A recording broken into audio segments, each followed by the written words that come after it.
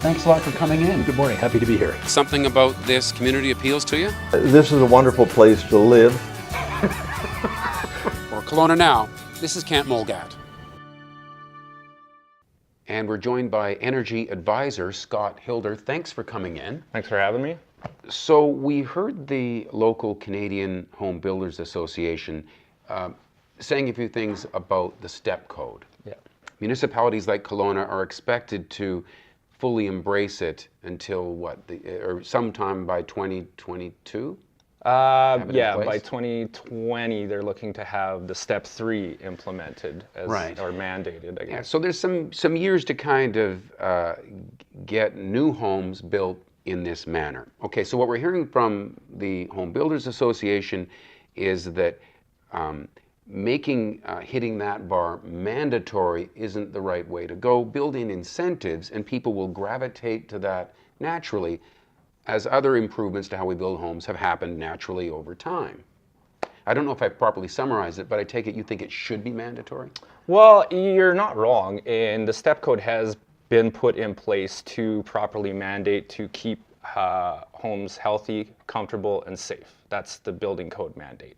And in order to move forward with that, as technology advances, they've made code more stringent on what you can and can't do. Now what they've found is and it's not now, this has been around for 20 years. So it has been an option. It has been there, and that's what they call the performance path modeling versus that prescriptive path code. So essentially that is just, it's the prescriptive path is if you hit or do a certain amount of things, like you do this, I can build a house. Performance path says, I'm taking this plan with these building envelope, air sealing, mechanical systems, and I'm going to show that the house I want to build is going to be as efficient as that minimum code house, if not more. Right. And if you do it that way, then you can build your home.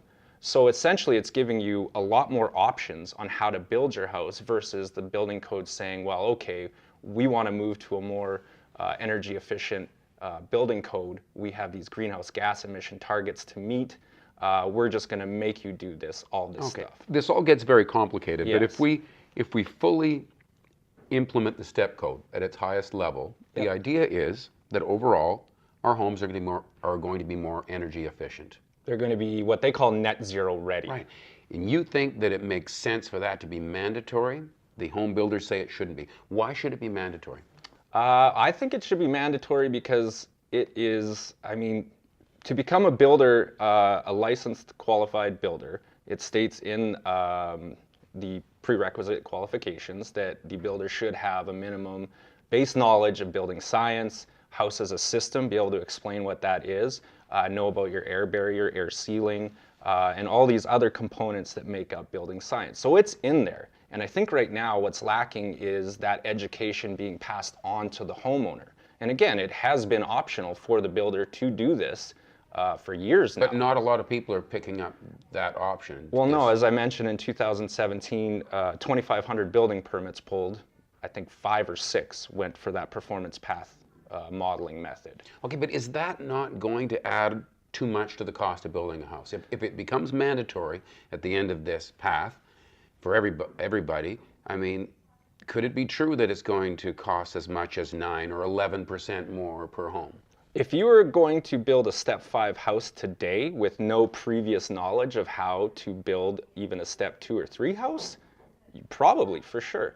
But what we're looking at here is steps, and implementing steps, where Step 1 is just basically knowing where you're building to. What is your energy consumption? What is your average air changes per hour? This is the information that builders need to be passing on to the homeowners so they have a more educated response to how they want to build their home. The other point that the home builders make is that, look, already, when you look at the newest homes that are being built, they're pretty energy efficient when you compare them to how we used to build homes. And if we're really concerned about emissions and efficiency, that we should really, instead of spending a ton of money taking the best built homes and tweaking them to make them a little better. We should instead focus on all these old homes that are just leaking hot air in all directions. That's a great point. I would say to that I don't believe it's an either or situation. It's not binary, right? You can do both, and I think you need to do both. But right now is the focus on the new homes because it's a lot more expensive to bring older homes up to standard code than it is right now to tweak what we're doing. But at the same time, I mean, it's one thing to say that, yeah, our homes are more efficient than what they used to be, but how do you know? Like there's no testing that is done. So with this energy modeling and air leakage testing that you can do, now you have proof that you can show to the homeowner to say this is how much it's going to cost to run your house over the lifetime of that home. Not just how much it's going to cost to build, which seems to be the focus of the studies that are done, is how much is it going to cost to build the home versus how much it's going to cost to build, how much does it cost to live in. So even if it is on the upward number of, let's say it is 9% more expensive to build that house, at least some of that money is going to come back in efficiency as you then start operating the house. Oh, for sure. I mean, payback seems to be a big hang up, I think, with this. And I mean, honestly, I don't think any upgrades you make, you're ever going to get all of your money back from that. But what I think needs to change, and what I've noticed with these studies that are done, is depending on the plan you pick and the building upgrades or design package you choose, you could be anywhere from 2% increase to 11%. It depends on what you're doing. And on the plans that these particular case studies chose, for those plans, for those orientations, for the packages they chose, that was the cost increase for those houses. It's very hard to create a standardized increase in every house that's going to be built to a certain step, because different builders are going to learn different methods and they're going to pay more attention to what they're doing.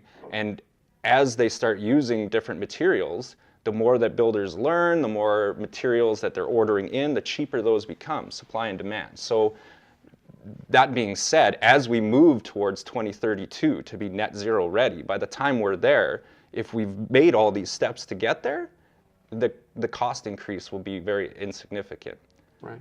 Are you disappointed that, as we get to the point where we're going to possibly be implementing higher standards for energy efficiency in homes, that the people who build them are pushing back? Oh, not at all. I think it's not so much that a pushback. It comes from a place of, I believe, not understanding or a bit fearful about what it could mean to perhaps their business practices. A lot of the builders that I talk to, that I engage on this, they don't know much about it. They don't know much about step code or air sealing, and they're scared. They're scared that it's going to drive them out of the market. And what I'm trying to say is, by engaging with an energy advisor and learning where you're building at, you'll realize that, okay, it's not going to take me a lot to get to step 3. Maybe I'm already there. Usually it's just tweaking your air sealing. Right. And the reason that is important is because, 50% of the energy loss you're going to get in your house is through air leakage. And right now, nobody is really testing their homes. So is it that you keep coming to that element of it? It seems there's so much in a house system. Yeah. But it sounds like one of the key things is just sort of sealing it better. Well, yeah. It's not as much talk about insulating it, but sealing that warmed up air inside, so it's not just literally blowing away. Exactly. Because it's step 1, and that's what we're talking about right now, where it's, that's the base step, is just seeing where you're at, knowing what your air change is at, and then being like, okay. And we have the technology now that we can seal a house better, because I know we had problems, especially in Vancouver, when they started sealing homes up, but they hadn't thought through the air flow, and so you had all these leaky condos happening. But you also have to have air exchange that goes with sealing. Yeah. So you start looking at a house as a whole, house as a system. Everything's working together. So you seal your home up tight, then you need proper ventilation to make sure that you're getting proper air circulation. R value, you can only get so much R value in a wall or an attic or before it's not really doing as much. Like, R value is just resistance to heat flow, and you're never going to get rid of that. What disturbs me here a little bit is that, I talk to the Canadian home builders. They seem to know their stuff, and they've got these thoughts about the STEP program, and then I hear you on the other side, and you want to see the STEP program put into place, and it seems like you're at odds with each other. It would be nice if you could all be working together. Yeah, and I foresee a future where that will happen, because the BC building code is putting in the STEP code, right? They're looking at 2032 to have it mandated that all homes are net zero ready. We're at 2019. That's 13 years, 12 years, 13. So we don't have a lot of time to get there. So, I mean, even if we said as a city with Kelowna that, okay, we'll wait till the building code makes it mandatory. So all of a sudden the building code says, all right, 2022 comes around, you got to be step 3. And now everyone's scrambling to learn how to get to step 3. Now everyone's starting those basic steps, but they have to be there already. So in order to get to that point, so it's not such a costly thing to the builder, so they can be ready for that step 3 when they do implement it, now's the best time to get involved with an energy advisor. And it's really not that expensive for an energy advisor. Typically the services are $1,500 for a house. And that's all in for the whole thing. So, you know, people buying a house aren't looking for $1,500 more to spend. You know that it's an expensive enough process, and now you got to bring in one more person, right? Yeah, no, I understand that, and I the way I look at it now is once you bring that energy advisor in, now you can look at the house and you can find ways to cut costs. For instance, by air sealing your house, by creating a better building envelope, now all of a sudden you don't need as big of mechanical systems to heat and cool your home. So you might actually come in and net out as saving them money, because you can find a pathway to being more energy efficient that maybe skips out some expensive element that they were thinking of going with. Exactly. The old adage that green building is expensive, that it's going to, you know, solar panels and geothermal and all of these like mechanical technologies, they're kind of just sprinkled on. When you focus on that building envelope and you make your building envelope as tight as possible, you get the proper mechanical ventilation in there.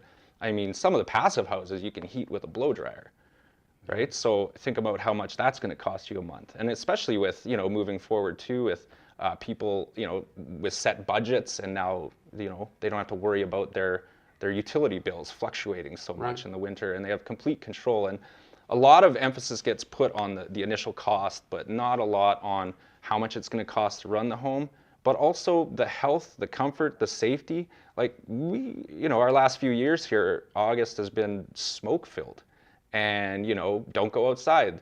There's an air warning. Oh, so you go in your house. Well, if you have a high air leakage rate in your house, new or old, the air is not that much better. No, it's not going to be. You just don't notice it as much. Yeah. So, you know, when the emphasis gets put on those intangibles that you can't really put a price tag on, I mean, it's very hard to figure out what the payback of that is going to be. Right. But yeah, I think, you know, once you have the knowledge of how to build energy efficient, what your air leakage rate is, then you start taking steps. The initial cost, I do believe, of depending where you are as a builder, you know, might be anywhere from 2 to 4 or 5%, right? To get to a step 2 or step 3 or step 4. What really needs to change and evolve is the way we design homes, you know, and it comes from the builders and the designers getting on the same page with the energy advisor as well, and the building officials in there too. And we all work as a team to make sure that homeowners are getting the best possible product they deserve for all their hard-earned money. Terrific. Hey, well, thanks for helping us start to understand it, or at least learn what it is we need to figure out. Yeah, for sure. Thanks for having me. It can be complicated, but thanks very much. Scott Hilder, an energy advisor, and thank you for watching Kelowna Now.